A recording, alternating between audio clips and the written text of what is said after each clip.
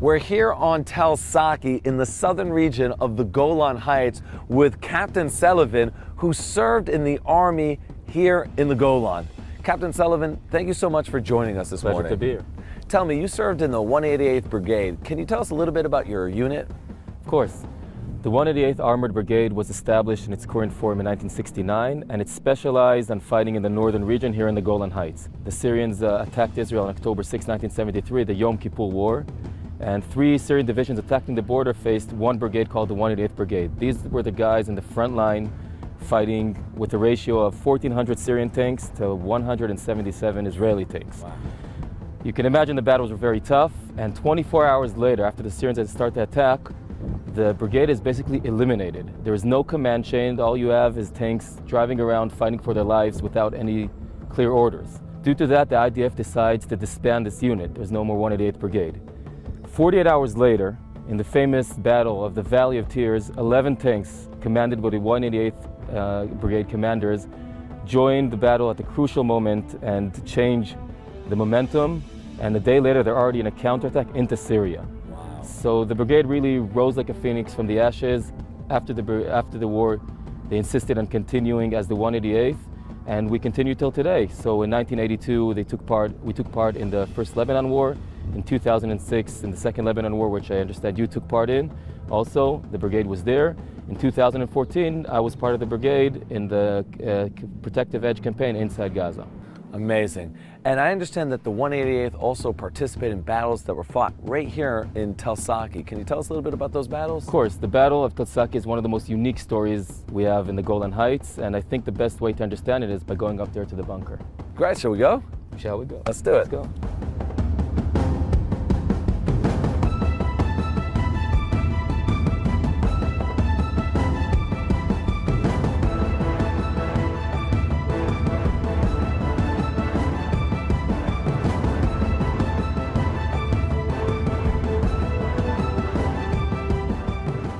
Wow, this is so cool to be up here, to see the trenches that soldiers in the IDF would have used.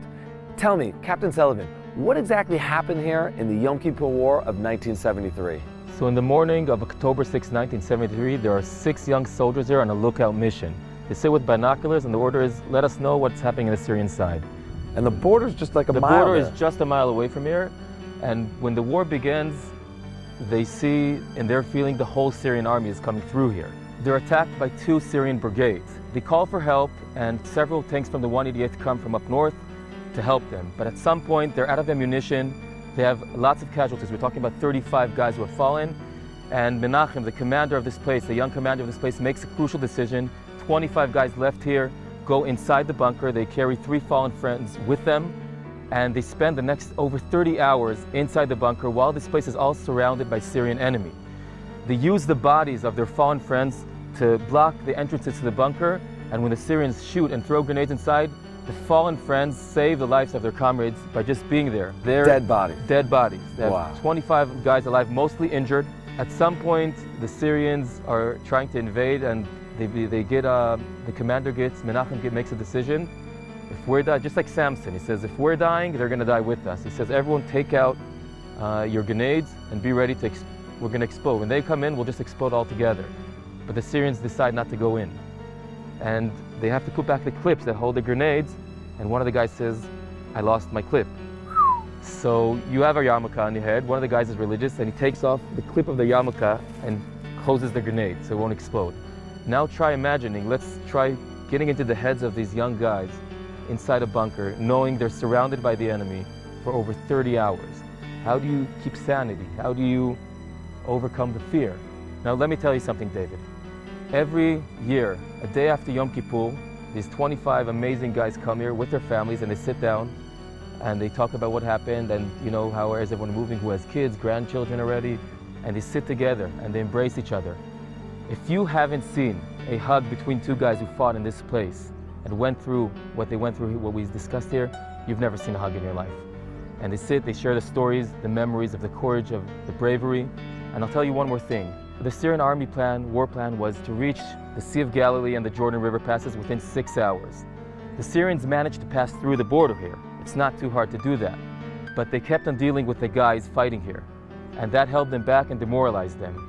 And that gave the Israeli reserves time to arrange and come here for a backup call and to push the Syrians back into Syria.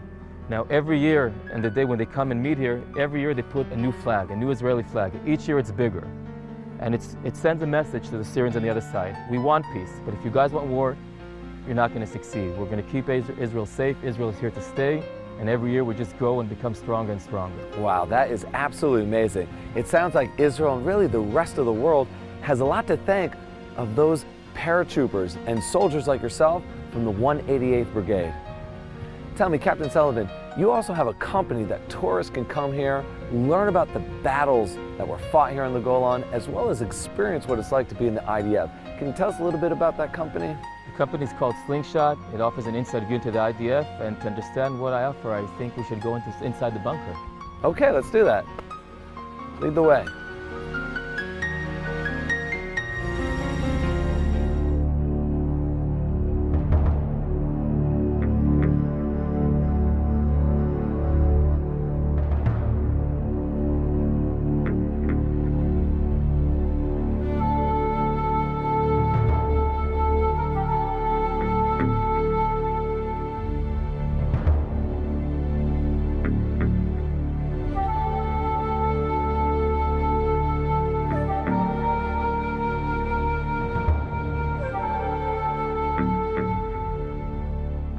Captain Sullivan, we've been walking through this bunker now for several minutes before arriving to this room, which appears to be a memorial for the fallen soldiers.